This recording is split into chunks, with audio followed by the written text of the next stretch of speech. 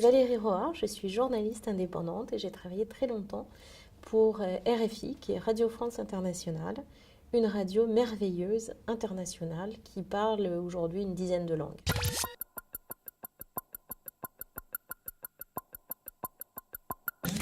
C'est une belle question et fondamentale. Il y a l'indépendance économique et il y a l'indépendance éditoriale. L'indépendance économique aujourd'hui, c'est ce qui est le plus compliqué pour les journalistes. C'est-à-dire qu'on essaie de vivre de notre métier et c'est très compliqué, ça paye très mal. Et puis, si on est indépendant, c'est justement parce qu'on a envie d'indépendance éditoriale. Donc, on essaie de faire les sujets qui nous plaisent en toute liberté et qu'on essaye de vendre. Et parfois, c'est un petit peu compliqué. Et c'est pour ça qu'on revient à l'indépendance économique, parce qu'on est beaucoup aujourd'hui à devoir faire ce qu'on appelle du corporate, c'est-à-dire des choses pour les entreprises, pour pouvoir financer la partie non corporate, c'est-à-dire journalisme pur. Être journaliste indépendant en France aujourd'hui, c'est aller sur les sujets qui nous paraissent importants et qui ne sont pas suffisamment traités. Par exemple, aujourd'hui, il y a énormément de photoreporters qui sont aussi des journalistes, qui ont aussi des cartes de presse et qui sont en Irak ou en Syrie. Et justement, quand je vous dis qu'ils ont des cartes de presse, ben non, justement, ils n'en ont pas parce que ce que je vous ai expliqué, c'est que comme ils ont besoin de manger et que la presse ne paye pas bien et ne prend pas leur sujet, et ben du coup, ils font des reportages pour telle grande entreprise ou telle institution. Et du coup, l'argent, leurs revenus proviennent plus des entreprises que des entreprises de presse. Et du coup, ils perdent leur carte de presse. Et ce qui fait qu'aujourd'hui, la majorité, quasiment la totalité des journalistes, des photoreporters qui sont en Syrie, ils n'ont plus de carte de presse à cause de ce problème-là. Alors être journaliste indépendant aujourd'hui, c'est aller vers les sujets qui nous intéressent, qu'on trouve oubliés. C'est vivre un peu difficilement, mais se battre quand même pour que toute l'actualité dans le monde, elle soit couverte, parce que chacun a un pays qu'il aime, une région qu'il aime, un sujet qu'il aime, et qu'on a envie qu'il soit traité, et qu'on ne l'oublie pas, qu'on n'oublie pas ce sujet. Donc c'est ça, être journaliste indépendant aujourd'hui, c'est se battre pour des sujets qui ne seront pas traités par les autres, par les grands médias.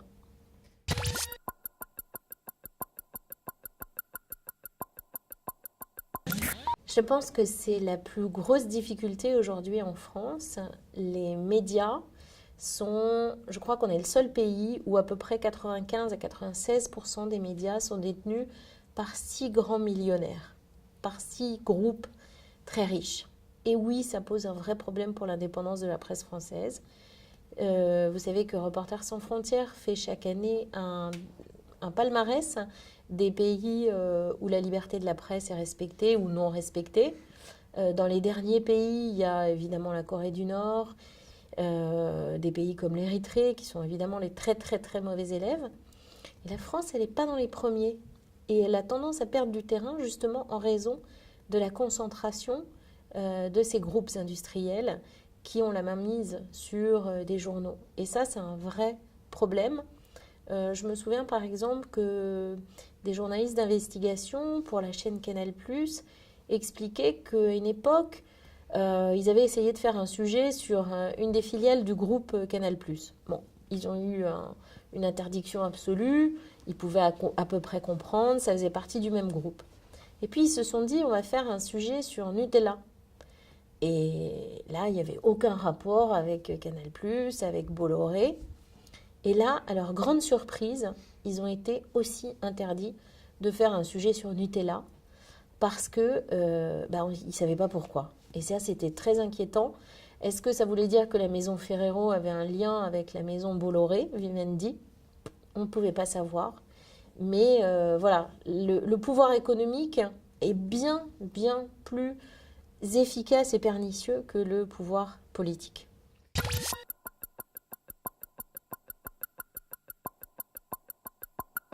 Les médias citoyens, c'est indispensable. J'ai envie de vous dire, tous les citoyens, mais emparez-vous de ça et faites vos médias. Faites des médias.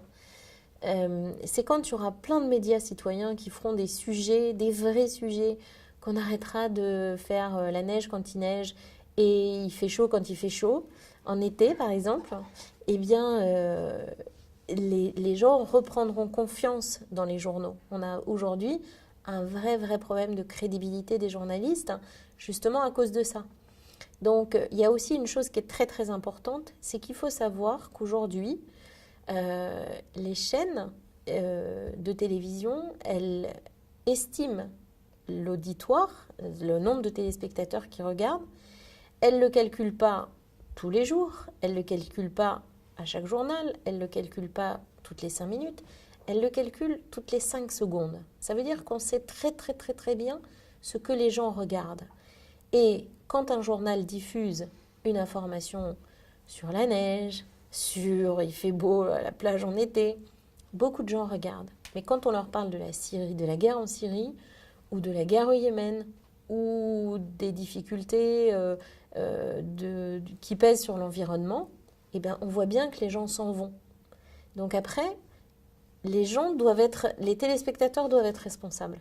S'ils veulent juste de la neige et du beau temps quand il fait beau, ils continuent à regarder. Mais si un jour ils veulent voter avec leurs pieds, ils éteignent leur télévision. Et quand l'audience s'écroule, ils seront bien obligés de revoir les sujets. Aujourd'hui, le problème d'un journal télévisé, c'est qu'on sert aux gens ce qu'ils ont envie de regarder. Et l'information, c'est pas toujours ce qu'on a envie de regarder. On n'a pas toujours envie de regarder la guerre. On n'a pas toujours envie de regarder pourquoi un président américain ne veut pas se préoccuper de l'environnement, quels sont les enjeux financiers qui sont derrière. Mais si on ne comprend pas le monde, ben, on arrive à Trump. On arrive à ce président américain. Et nous, en France, à quoi on va arriver? C'est une grosse inquiétude.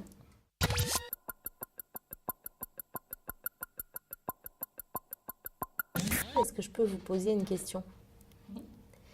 Quel lien vous faites entre moi, qui étais journaliste à Radio France Internationale, une grande radio d'actualité internationale, et le journal de Mickey?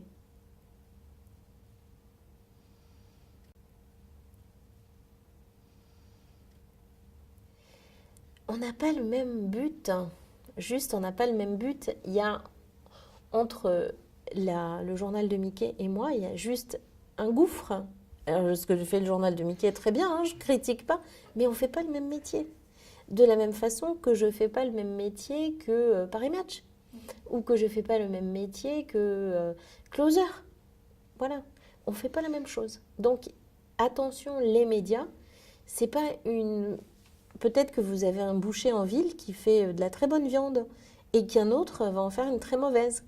Et un boulanger qui va travailler à l'ancienne et qui va faire un très bon pain et un autre qui va faire du pain industriel. Ben, les médias, c'est pareil, ça ne veut rien dire. C'est des choses très différentes. Alors, si on parle de la télévision et si on parle du journal télévisé qui a tous les soirs à 20h, il faut avoir le choix. Toute la difficulté est venue de la privatisation. C'est-à-dire que tant que c'était du service public, si vous allez en Belgique par exemple, la RTBF, elle se fiche d'avoir de l'audience ou pas de l'audience. Le gouvernement belge s'en fiche de savoir s'il fait de l'audience ou pas. L'important, c'est d'avoir un bon journal avec un maximum d'informations qui fasse comprendre le monde aux téléspectateurs qui le regardent. Nous, en France, même le service public est en concurrence avec le service privé. Donc, on court à l'audience et c'est ça le problème. Et c'est pour ça que, tant qu'on est dans ce système-là, c'est aux téléspectateurs de comprendre qu'ils ont un pouvoir de changer. Leur pouvoir, elle s'appelle leur zapette, leur télécommande, appelez-la comme vous voulez. Mais dès l'instant où ils changeront, ils iront sur des journaux qui travaillent bien, qui font leur métier correctement, eh ben on y arrivera mieux. C'est ça qui fera changer. C'est que les gens arrêtent de regarder ces mauvais journaux.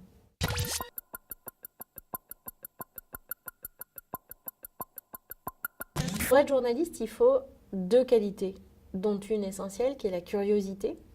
Et après, avoir conscience que l'information, elle commence devant sa porte. Et donc, quelqu'un qui veut faire un média de proximité, qui veut s'approprier l'information, c'est d'ouvrir sa porte et de regarder.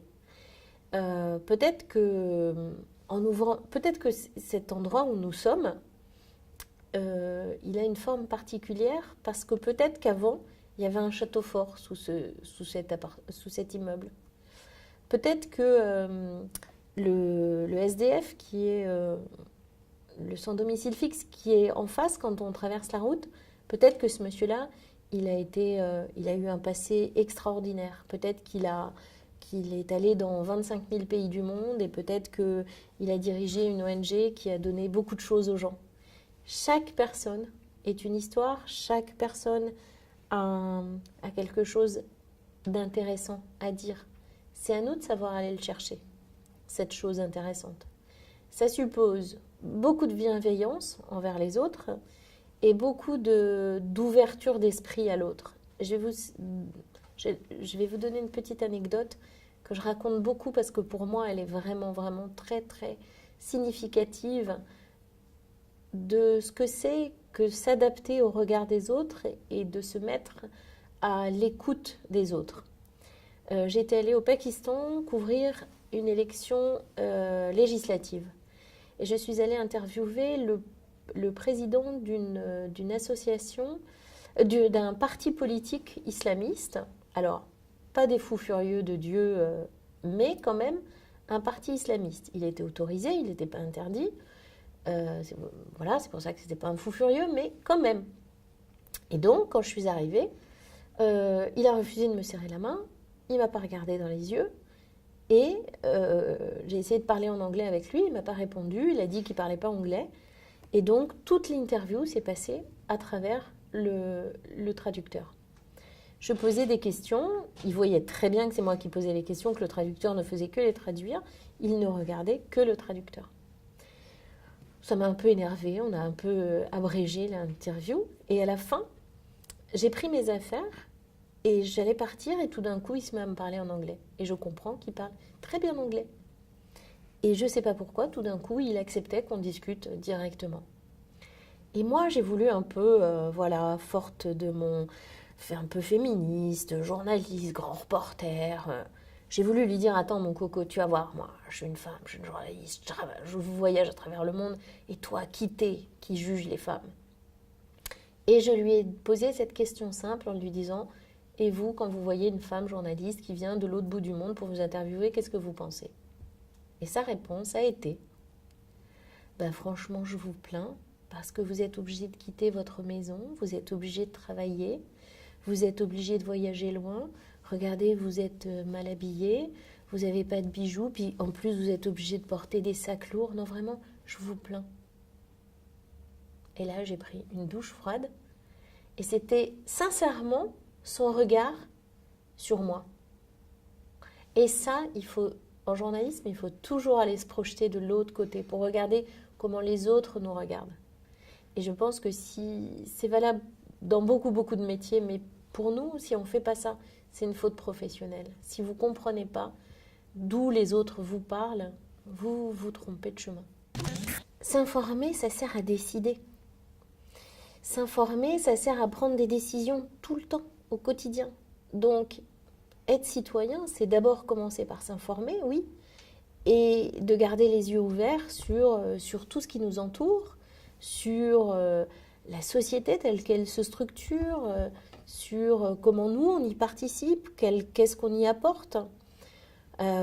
Oui, tout ça, c'est faire en sorte qu'on soit citoyen et un citoyen éclairé. Parce que, moi j'aime bien dire qu'on a le personnel politique qu'on mérite. Si les Américains aujourd'hui ont Donald Trump, c'est que quelque part ils l'ont mérité. Ils sont pas allés chercher les informations. Si les Britanniques sortent de l'Union européenne, c'est parce qu'ils ont commencé à s'intéresser au Brexit le lendemain de l'élection.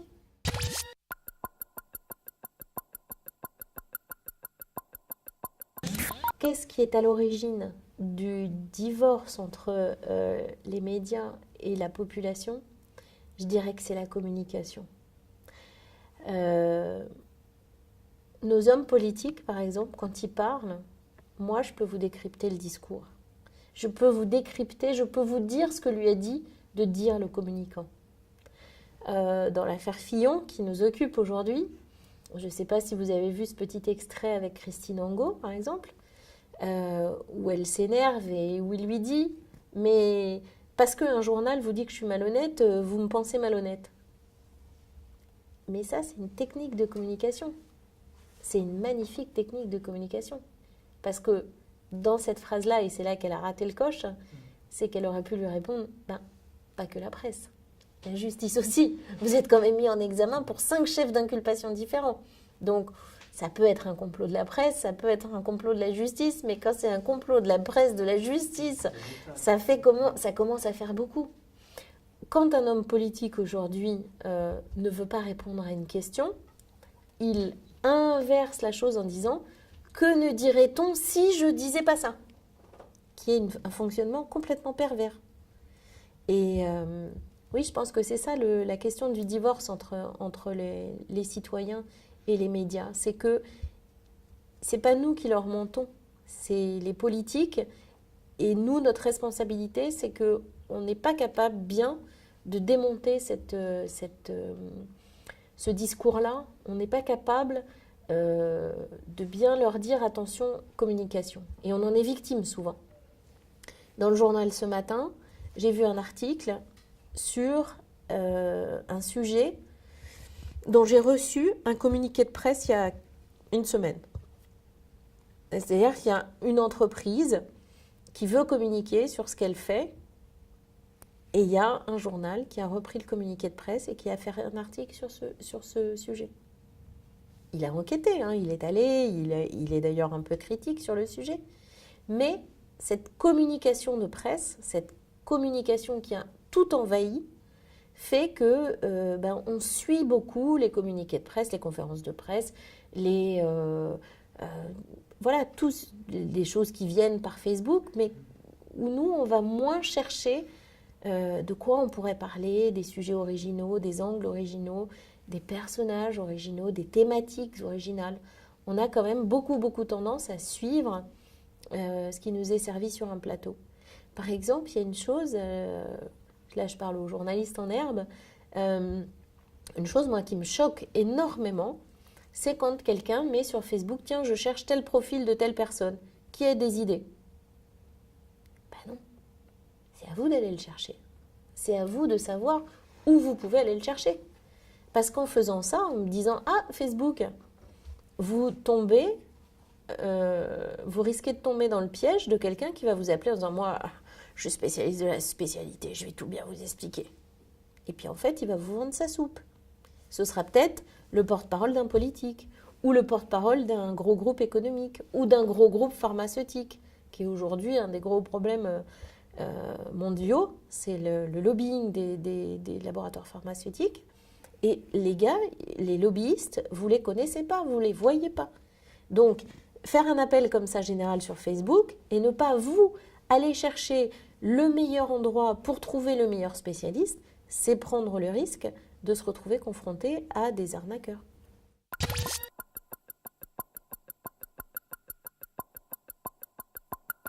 La post-vérité, c'est par exemple Donald Trump qui explique que le charbon qu'il va relancer, c'est le meilleur moyen de lutter contre le réchauffement climatique. Ça, c'est la post-vérité totale, c'est-à-dire un contresens total. Non, il n'y a pas de... Le charbon n'est pas propre. Hein. Oui, c'est une menace pour l'environnement. Oui, Donald Trump raconte n'importe quoi. Et pourquoi ? C'est surtout pourquoi. Pourquoi on balance des choses comme ça ? C'est parce que derrière, il est lié à l'industrie du charbon. Et donc, en disant que le charbon est un matériau propre, une énergie propre, il se bat pour défendre ses intérêts économiques. Donc aujourd'hui, je dirais que toutes ces fausses informations qui circulent, elles sont liées beaucoup au fait que les gens n'ont plus la culture et le contexte pour comprendre. C'est-à-dire qu'on va leur dire ça, s'il le dit en rigolant, avec un peu d'humour, avec un peu de capacité, avec conviction, on va plus le croire que le mec qui va venir, qui sera un peu dans son coin, un peu terne, un peu triste, mais qui aura raison en disant non, le charbon, c'est une des menaces sur l'environnement. on est dans l'ère de la communication. Donc ça va mieux passer avec quelqu'un qui pourra faire passer ce message, alors qu'en fait le message est faux.